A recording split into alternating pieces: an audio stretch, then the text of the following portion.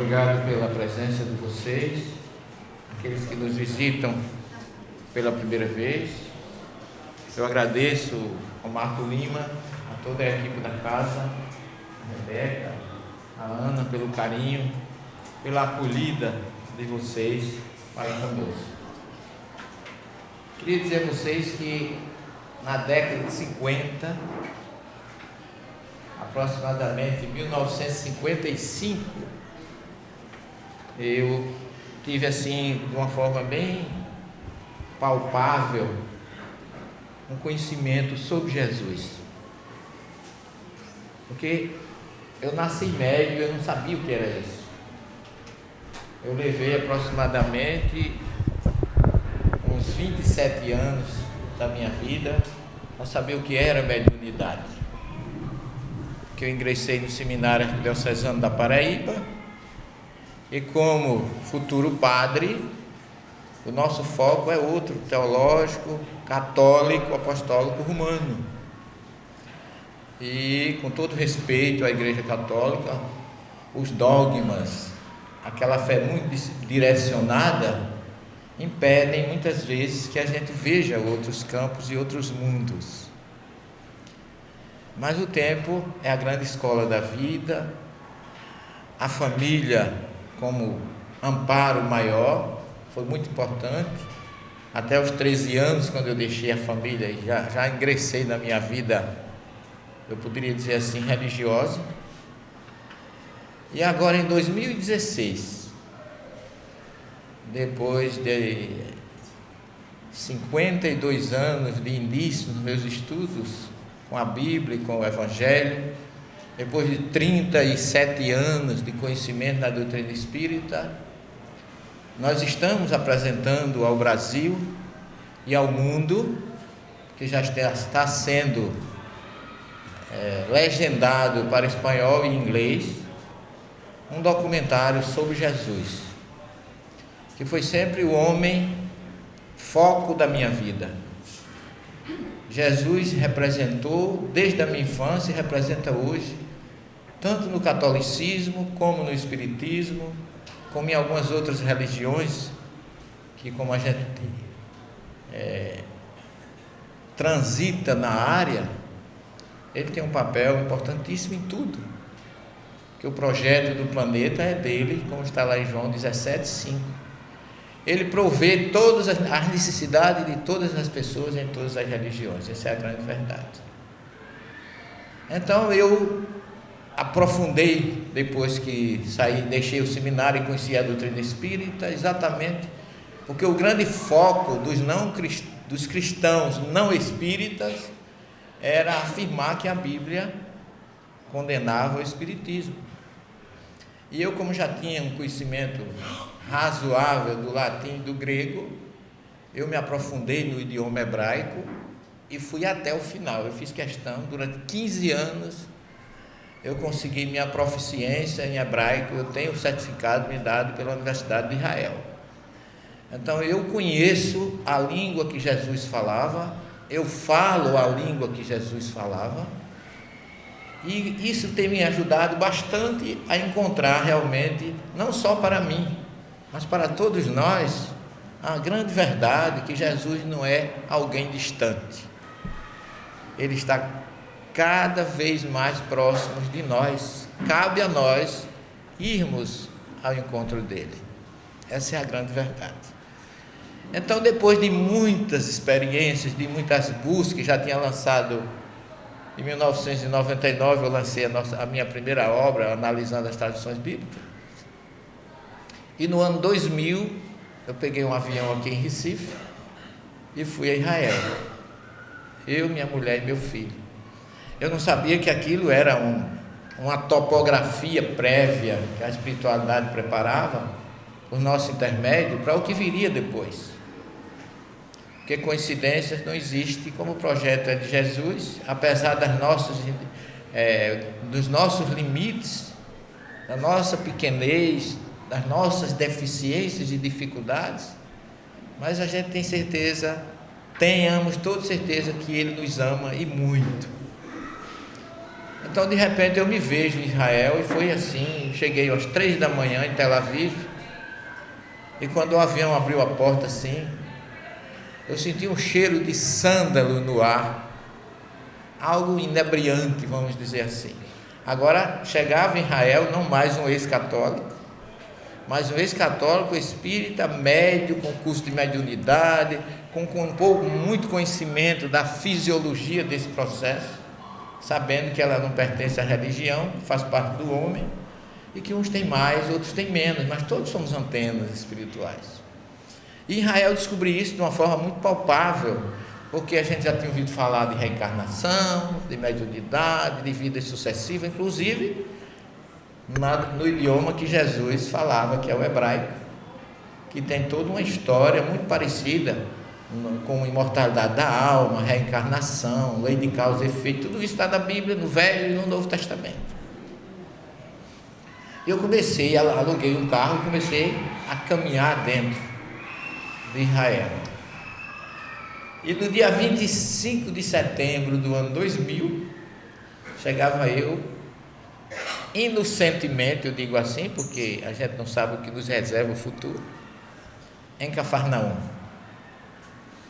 uma cidade predita pelo profeta Isaías, que dali sobre Cafarnaum desceria uma luz para iluminar o povo que andaria em trevas. E Cafarnaum fica exatamente na tribo de Zabulon e Neftali, os filhos de Jacó, que o profeta também tinha dito que era na terra de Zabulon e Neftali que uma luz ia descer sobre o povo. E ali eu entrei, e nós sabemos que Kardec explica a questão de regressão espontânea, de você se desdobrar em determinadas ocasiões, e a energia que Jesus deixou em Israel é muito forte. Nós sabemos, através de estudos da doutrina, que essas cadeiras que agora Ana e Rebeca estão ocupando, elas vão deixar uma energia nela, que daqui a milhares de anos, milhões, pode ser detectada essa energia. Isso tratando-se de pessoas, permita que eu diga, comuns como nós somos. Agora imaginem vocês Jesus. Então, quando eu cheguei em Cafarnaum, que o nome é um nome hebraico, Kifar é aldeia, e Nahum era o profeta. A aldeia de Nahum foi o secretário de Daniel, que quando traz o povo do cativeiro da Babilônia, ele se instala em Cafarnaum. Então eu senti algo diferente. Eu não sabia explicar porque é que eu estava sentindo aquilo. E eu estava com uma filmadora, com a máquina fotográfica. Eu dei uma máquina para minha esposa, dei a filmadora para meu filho, e eu digo, eu quero ficar sozinho aqui dentro. E entrei em Cafarnaum, só que antes de eu entrar, tem uma placa lá em inglês, Cidade de Jesus, que embora ele não tenha nascido ali, nasceu na Judéia, viveu em Nazaré, mas ali é considerada a cidade dele, porque ali ele iniciou o seu ministério. Ali ele realizou o primeiro evangelho no lar, na casa de Pedro, curando a sogra de Pedro. Só que na entrada eu tive uma visão assim, eu não sei explicar, não sei se isso é obsessão, o que é, não sei. Mas na entrada eu vi uma estrada de areias brancas, estradinha suave, linda, estreita, carroçável. E eu parei, olhei, e a estrada desapareceu. Eu digo, será que eu estou tendo... Voltei a olhar, e a estrada voltava e sumia. Quando eu queria fixar o olhar, a estrada desaparecia. E eu fiquei meio decepcionado, porque Cafarnaum olha exatamente para Migdal, que é a cidade de Maria de Madalena, e olha para Tábiga, para Tiberíades. Cafarnaum olha para aquela região toda que fica em torno do mar da Galileia. E eu olhei, eu digo, mas o que é que está acontecendo? Eu adiantava, quando eu olhava, era uma estrada asfaltada, com estacionamento de ônibus, que tem muito grande na frente hoje, e a estrada sumia. Mas aí eu não disse nada para ninguém, fui entrando. Encontrei a estátua de Pedro, majestosa, representando aquele seguidor tão eufórico de Jesus, e fui entrando. Fui vendo aquelas oliveiras, e eu tinha a sensação daquela expressão francesa déjà vu, que aquilo para mim era tudo algo conhecido. E eu ia e voltava. Eu procurava algo que eu não sabia o que era. Fui a uma sinagoga antiga que tem perto, e aí eu encontro a casa de Pedro, as ruínas da casa de Pedro. Quando eu chego nas ruínas da casa de Pedro, aí eu fui tomado assim de uma energia muito forte, senti minha respiração ficar meio difícil. E eu comecei a entrar em prece. E quando a gente conhece o Evangelho, quando a gente conhece as histórias, aí vem na minha mente uma história muito forte ali, porque quando você chega em Israel, você tem hora que você não sabe se já se passaram realmente 2000 anos ou se você está vivendo a época de Jesus. É uma coisa assim meio, eu não vou dizer mística, porque eu não acredito em misticismo, é uma coisa muito inexplicável. As pessoas ficam meio fora do ar, entram numa dimensão que às vezes ficam psicologicamente. Tem alguns que chegam no hotel, tiram a roupa, faz do lençol da cama um fraldão e sai. Eu agora não quero mais voltar para canto. Quer dizer, é uma coisa muito. A energia é muito forte. E aí eu comecei a me lembrar que ali trouxeram um paralítico, que é conhecido como a história do paralítico de Cafarnaum, mas Jesus sempre muito assediado, com muita gente, não tinha condições de atender as pessoas, e colocaram o paralítico por cima da casa, para reencontrar Jesus e ser curado. Alguma coisa?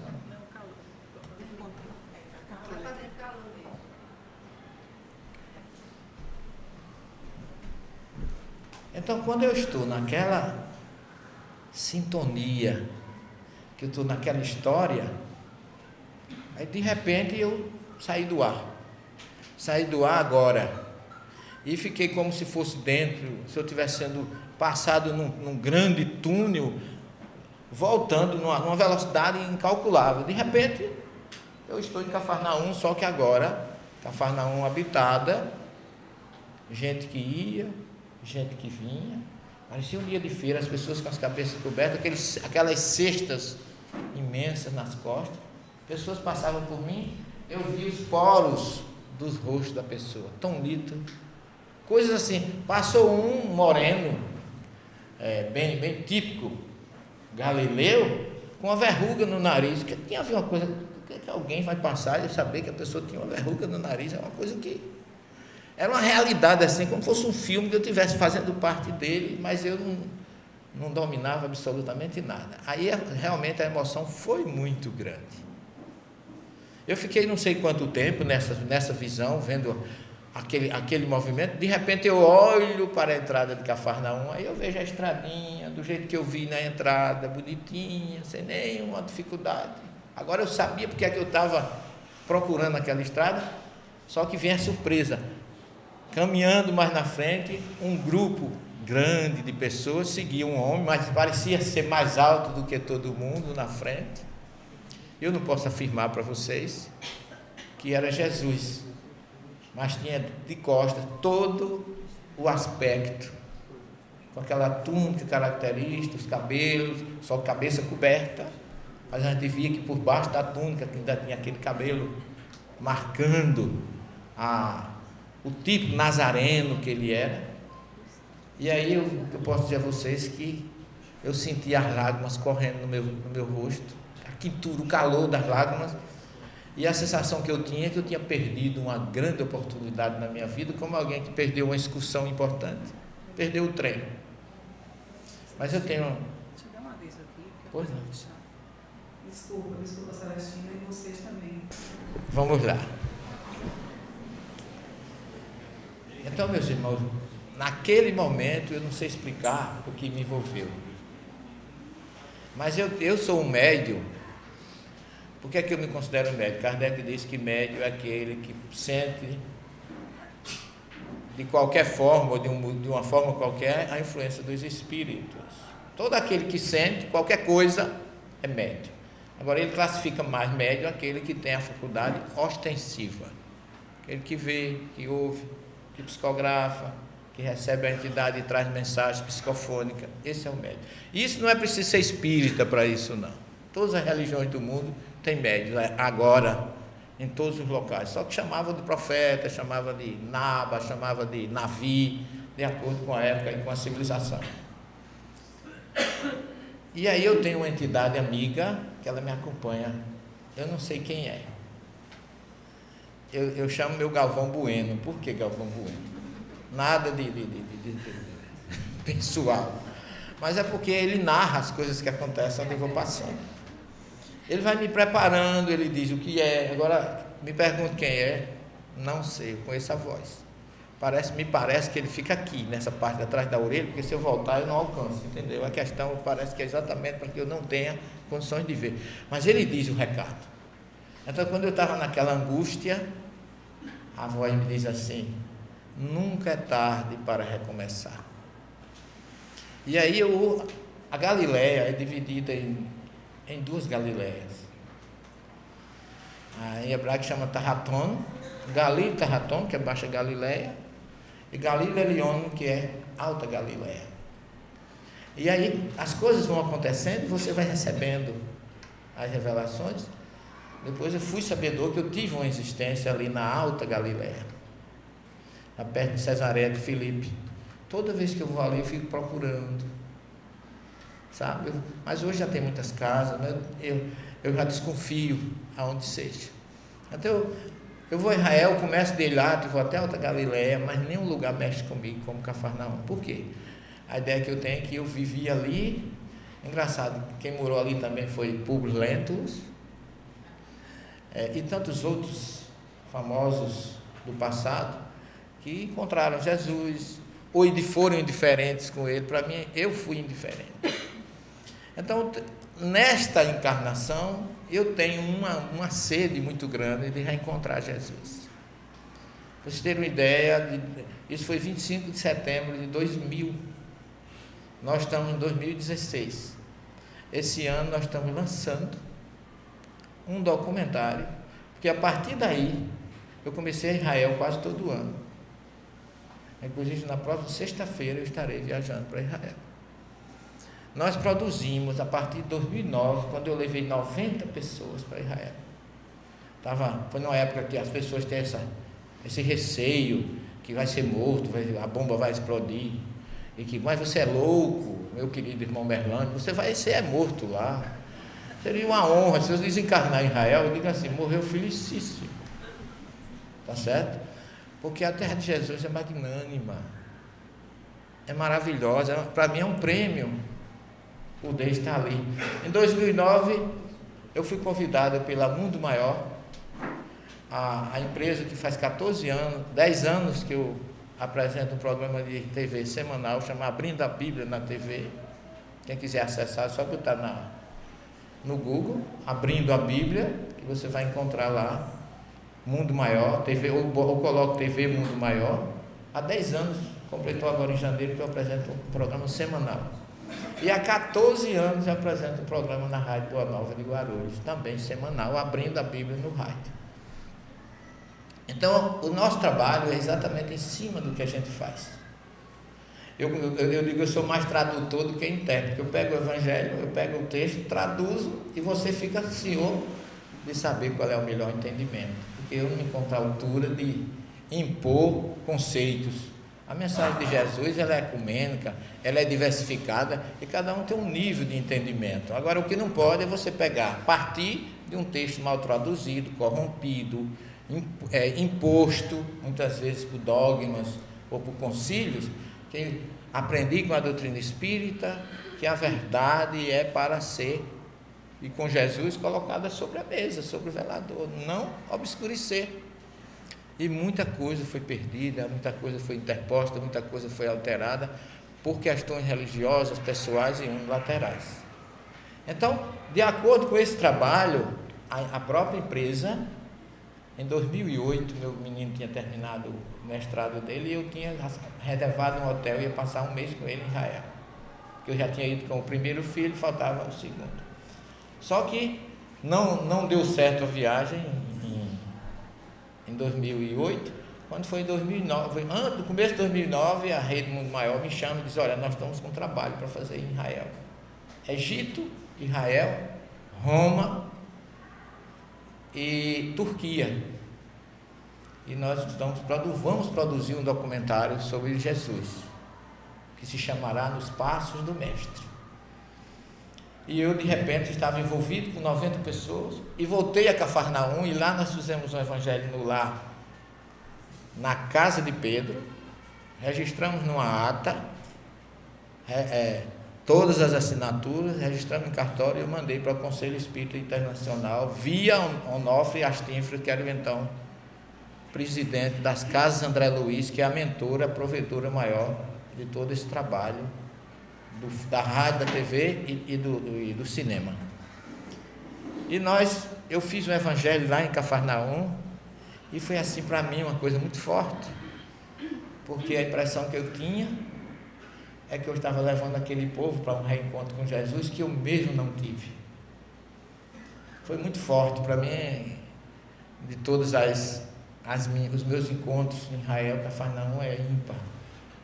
A Galiléia, chamada Galiléia dos Gentios, tão discriminada, mas Jesus dedicou tanto amor a ela, começou sua missão lá, começou seu ministério ali, curando doentes, analfabetos, aqueles, vamos dizer assim, excluídos da sociedade. Então ele abraçou a todos e amou a todos. Então Galiléia, especificamente Cafarnaum, para mim é magnânimo. E esse trabalho começou no Egito.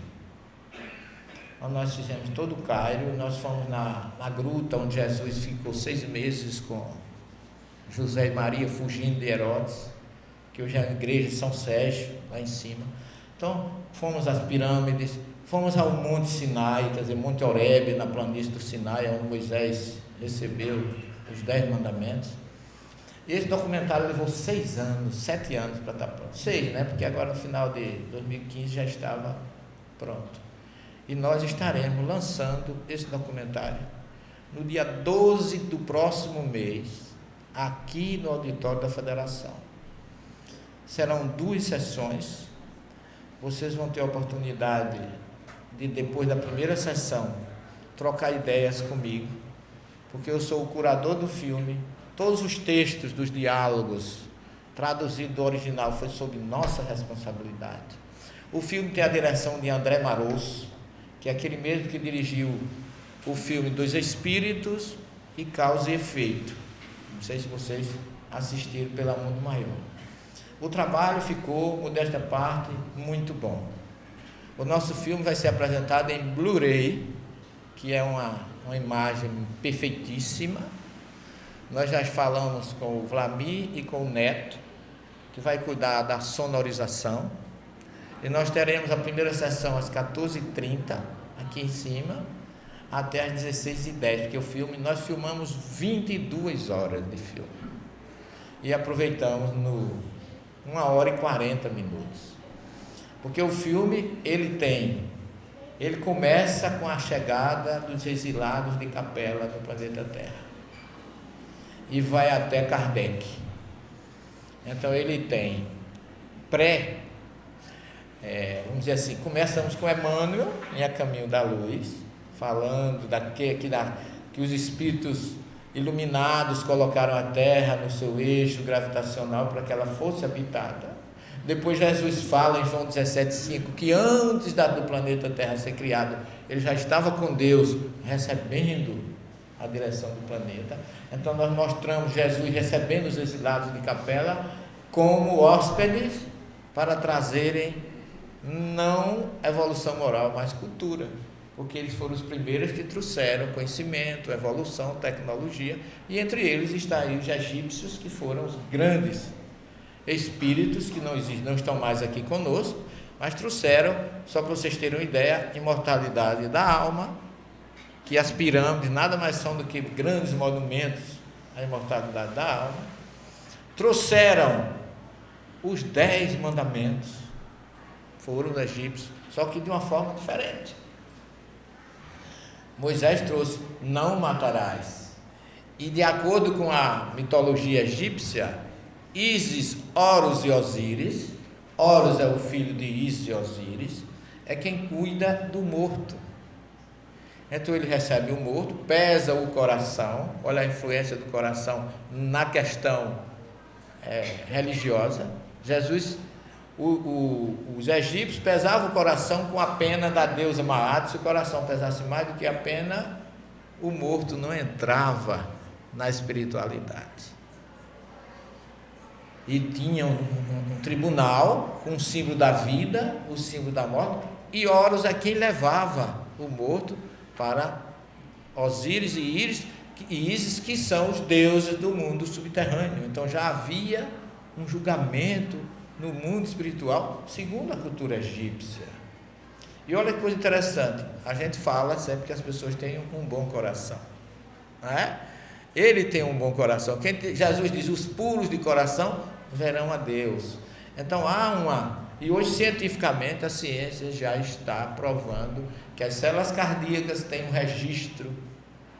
Elas não são células simplesmente para pulsar o músculo cardíaco. Eu tenho inclusive uma obra, Memória das Células, de um autor americano, que me foi doada até pelo Dr. Júlio, que está aqui presente, falando que os neurônios do coração registram o nosso sentimento, e o registro da mente, a nossa racionalidade. Daí porque coração é diferente de mente. Daí porque o coração parte sempre pelo lado do sentimento, da moral, do carinho e do amor. Não é sem dúvida que os adolescentes desenham o coração numa árvore, colocam aquela seta do cupido. Tudo isso tem a ver exatamente com esse sentimento de amor que está em nossos corações. Então, nada acontece por acaso. Os egípcios ainda nos legaram, se vocês não tiverem conhecimento, a monolatria. Eles eram politeístas, mas ele dizia que existia um Deus maior, que era o Deus do Sol, que todo dia ia e voltava, prenúncio já da reencarnação, assim como o Sol todos os dias revivia, segundo a crença egípcia, nós também poderíamos reviver. E trouxeram também as raízes do monoteísmo, quer dizer, Moisés traz, quando você vai ver os 10 mandamentos, o morto chegava diante do tribunal e dizia assim, como é que Moisés diz? Não matarás, né? O morto dizia assim, eu nunca matei. Quer dizer, ele em vez de dizer, como a gente diz, não matarás, Moisés trouxe um código, ele já dizia o que ele tinha feito perante o código, que já era egípcio. Eu nunca matei, eu nunca roubei, eu nunca adulterei. Quer dizer, Moisés traz exatamente não matarás, não adulterarás, o que vem de lá, das raízes egípcias.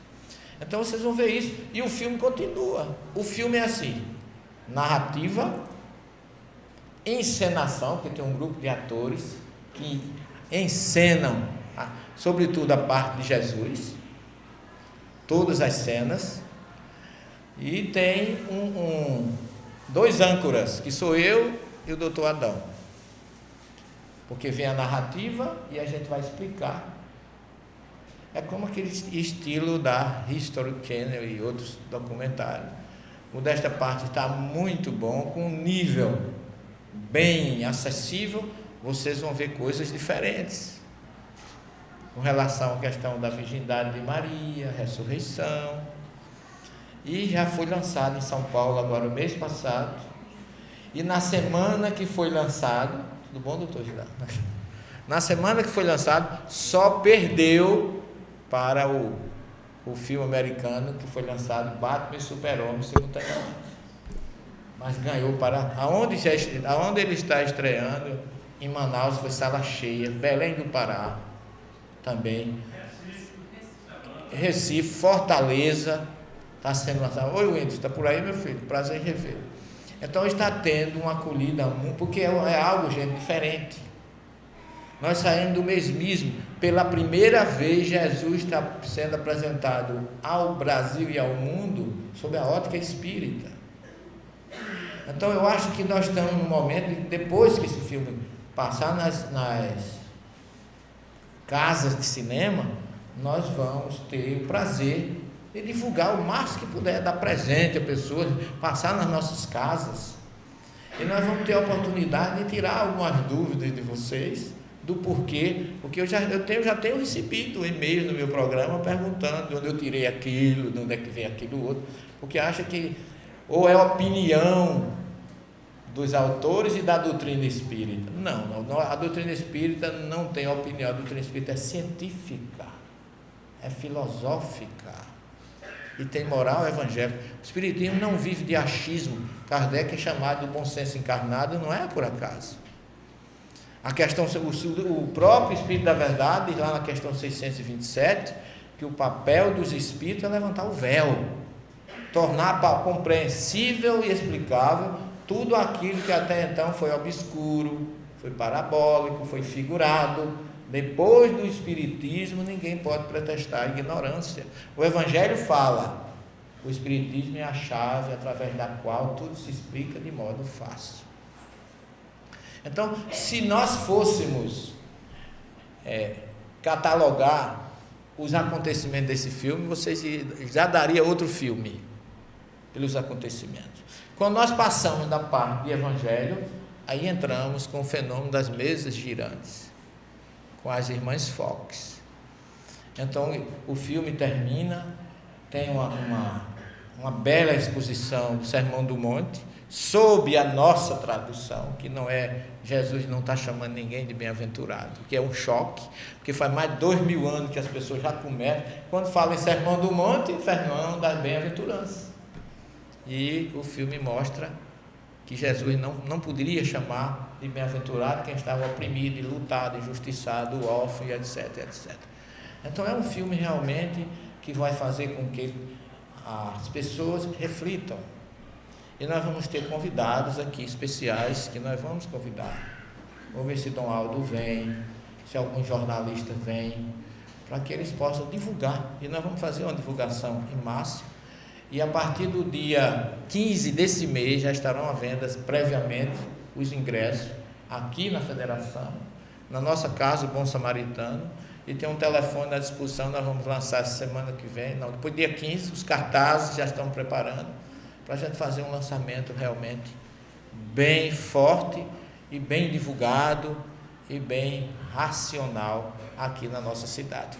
E nós contamos com o apoio de vocês para divulgar, para convidar pessoas. Vai ser preço único, porque isso é em comemoração aos 50 anos do Núcleo de Estudos Espírita Bom Samaritano, que é a nossa casa. Então nós vamos trazer para a gente divulgar e para a gente ter, nesses 50 anos da nossa casa, que foi fundada no dia 29 de julho de 1966, nos 50 anos nós temos a felicidade de trazer esse processo, essa mensagem forte, libertadora, porque a verdade não escraviza, ela liberta, para que nós tenhamos a felicidade de realmente seguir os passos de Jesus da melhor forma possível. Então nós tivemos momentos muito bons, momentos, eu diria assim, até um pouco estressantes, porque nas nossas filmagens lá em Jerusalém, nós fomos do Brasil para lá sem ter informações de como era o sistema para filmar. Quando eles veem essa filmadora pequena, não, mas essa filmadora desse tipo profissional aí que o nosso Queiroz está usando, eles caem em cima, porque eles acham que são emissoras de TV, são canais do mundo que estão fazendo reportagem em Israel e tem que pagar.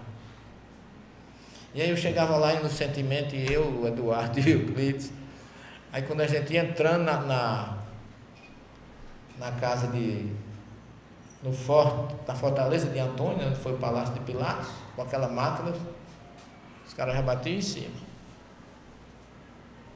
Não pode.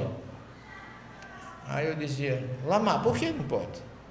Não pode, simplesmente. Aí eu fazia aquela pergunta bem inocente. Mas na do Mechalem, e se a gente pagar? Aí pode. $100, $100 por 10 minutos. Aí eu dizia, Euclides, liga o dedo e não solta nada, segura o que tu puder. Agora eles são muito vivos, porque quando a gente saía já tinha outros esperando lá de fora. Eu tenho um lugar aqui melhor ainda para você. Aí já não era mais judeu, já era árabe. Aí levava a gente para aqueles cantos, quando a gente começava a filmar, eles vinham tomar dinheiro da gente. E aí outra hora a gente saiu correndo, um com câmera, o outro com sacola, e os caras queriam cercar a gente lá dentro de Jerusalém, os árabes lá, e eu digo, olha, corre o que mais que puder. Porque os meninos não entendiam a linguagem, né? Eu entendia e me fazia que não entendia, né? Que o camarada dizia, não, eu mandava ele desligar a câmera. Eu dizia, mas, quer dizer, o quê? Para dizer de conta que eu não tinha entendido. Ele dizia, Euclides, vai filmando. O quê? Mas, que era para poder a gente pegar ainda mais coisas. Mas foi assim uma experiência que eu acho que valeu.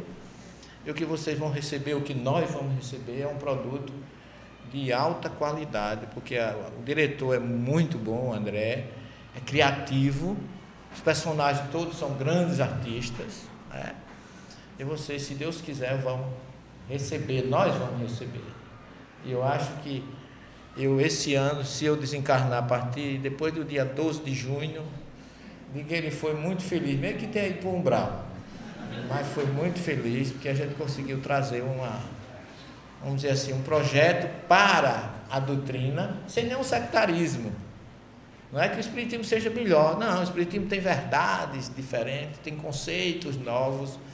Ontem eu fiz um seminário aqui, que foi a convite do João, que eu achei muito interessante, fui falando exatamente sobre Jesus. Ouvi isto que foi dito, eu porém vos digo.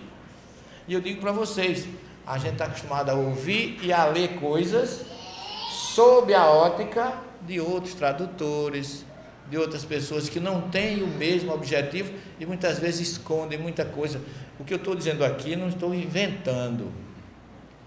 Somos pesquisadores, sabemos das histórias, sabemos o que os concílios fizeram, sabemos o que os papas do 4º, 5º, 6º e até o século 12 e 13 fizeram.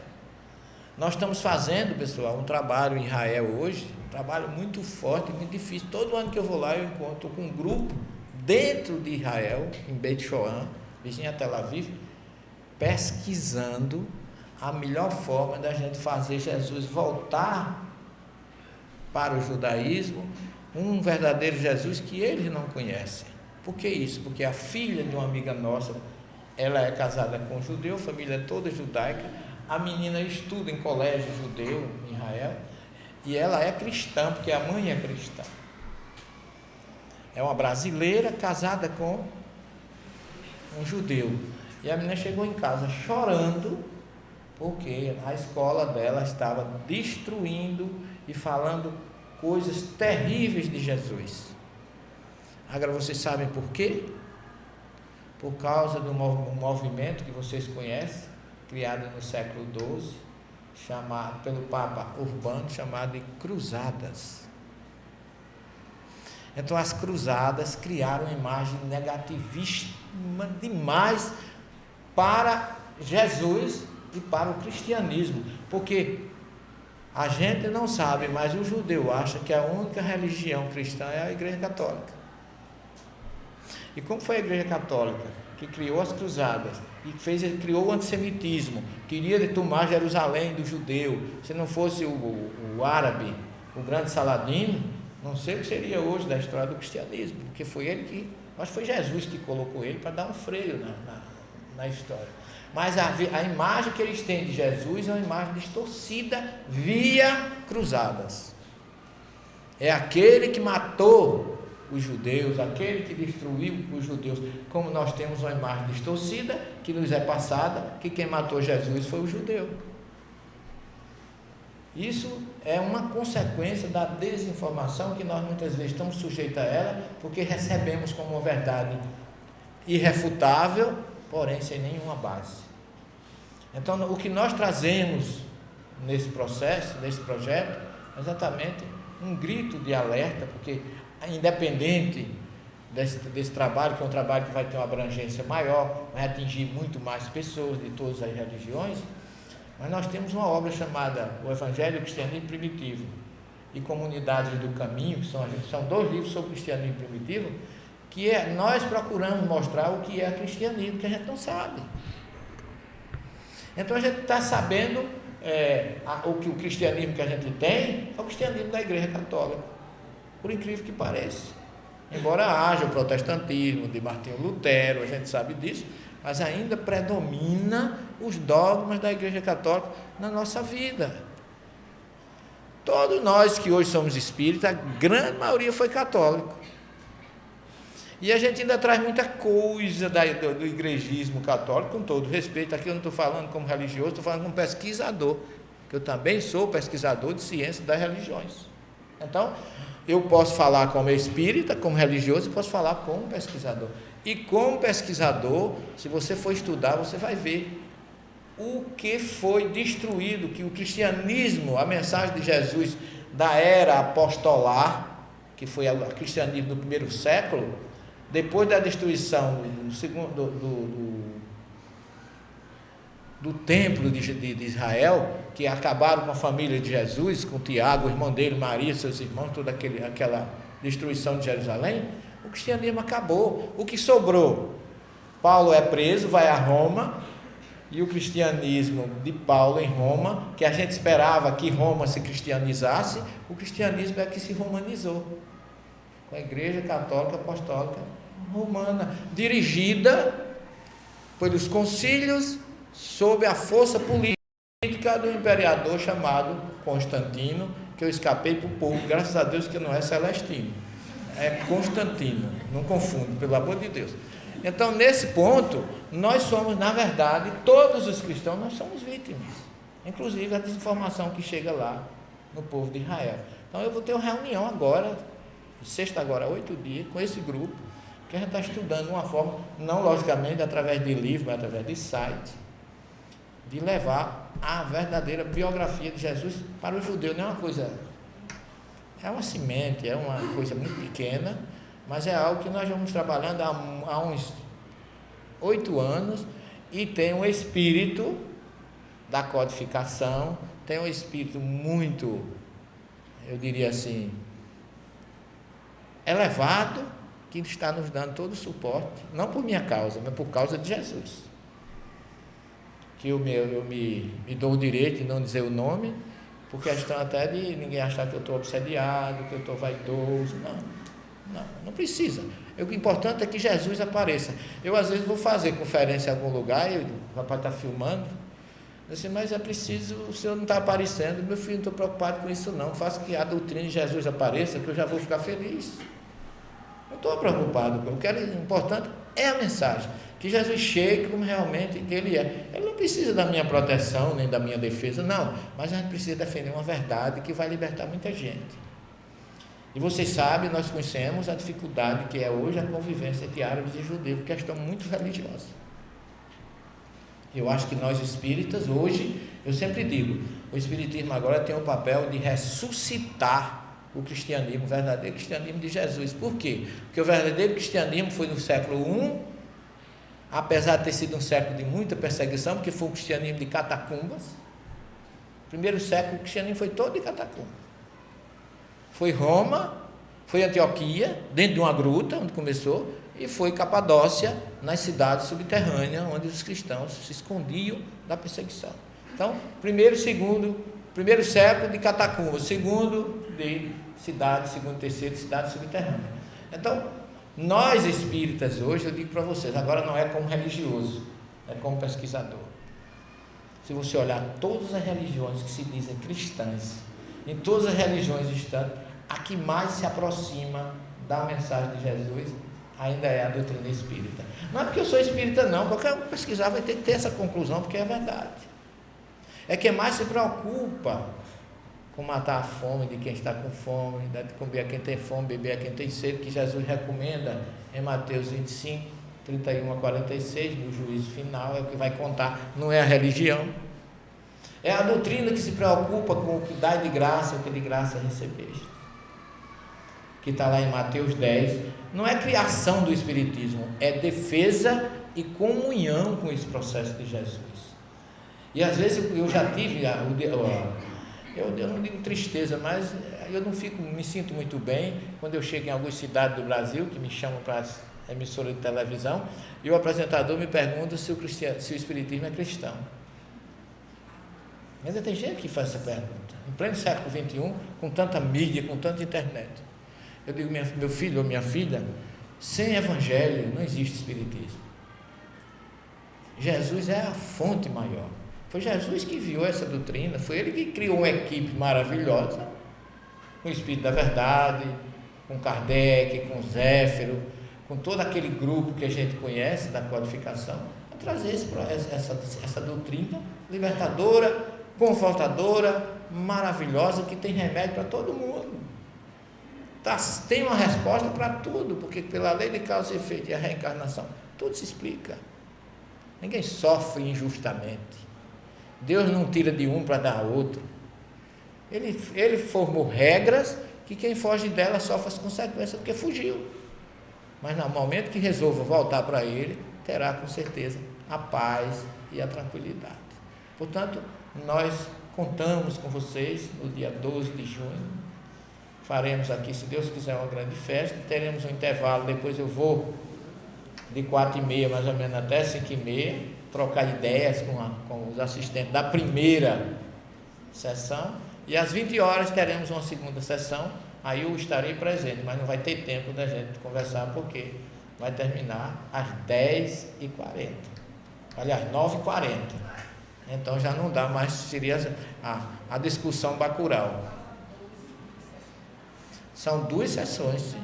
12 de outubro, do namorado. Não, minha filha, 12 de junho. 12 de junho. Vou repetir. Entenderam que é dia 12 de junho. Dia dos namorados, vem namorar aqui no cinema. É livre. É livre. Você traga da luz para namorar aqui, eu vou trazer minha mulher. Tá certo, meu filho? Fatinha vai trazer Malaquias, todo mundo vai trazer seu namorado para cá. Entendeu? Alguma pergunta? Diga.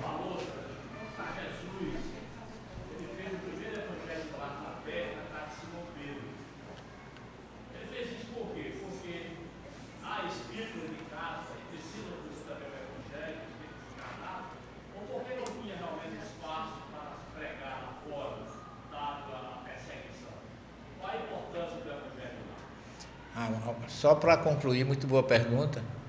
O Evangelho no Lar é um princípio criado pela doutrina espírita. Eu fui seminarista durante 27 anos, fui quase padre e tudo, mas na Igreja Católica não tem esse sistema, esse processo de ter Evangelho no Lar. O Evangelho no Lar é uma luz que a gente acende na nossa casa. Jesus, simbolicamente, meu caro Wilson, fez isso na casa de Pedro para deixar. Porque ele pregava debaixo das árvores, nos barcos. Ele pregou aonde ele passou, ele não criou templos. Ele criou um sistema de levar. Por isso que ele dizia, eu sou água viva. É como a água da fonte que jorrava, não esperava ninguém tirar a água da fonte.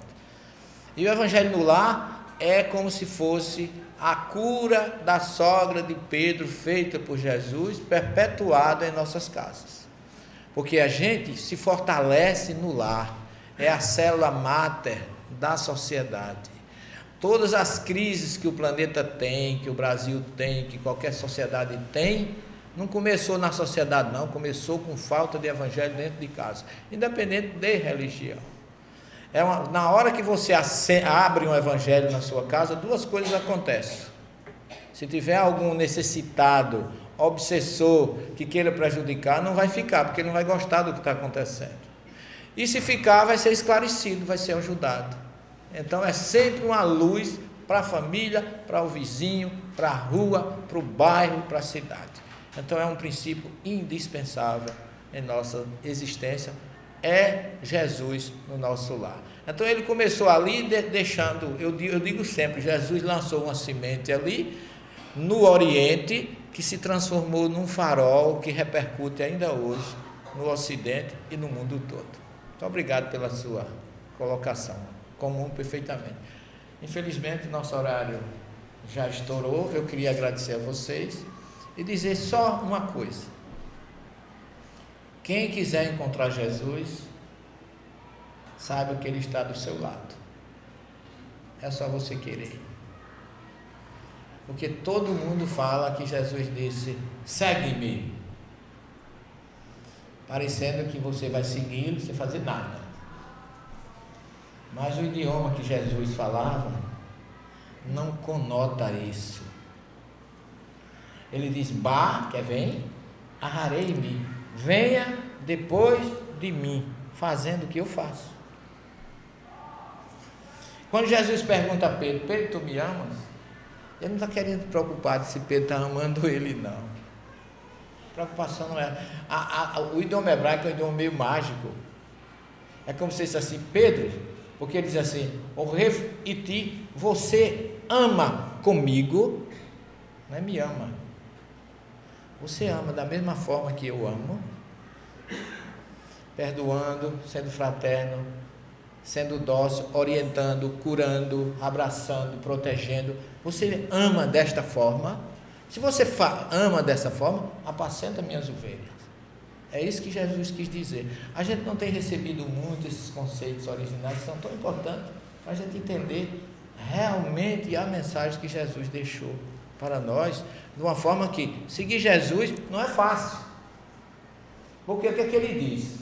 Se fosse seguir por seguir, ele não tinha dito: aquele que quiser vir após mim, pegue sua cruz e depois venha. Significando que ele não vai carregar a cruz de ninguém. Cada um tem a sua, e ela vai ser mais pesada ou mais maneira, dependendo de como você a conduz. Porque ele nunca deixa nenhum de nós desamparado. Confiemos nisso, acreditemos nele e amemos indistintamente, porque ele diz: quem quiser ser o maior, seja o servidor de todos. Eu queria que a gente tivesse essa certeza, cada um de nós, e procurasse pôr isso na prática, na rua, no trânsito, na fila, na família, onde estivermos. Lembrar o que Jesus me aconselharia fazer nessa situação. Isso é muito importante. Tenham um bom domingo, Jesus no coração de vocês, uma boa semana e muita paz para todos. Muito obrigado.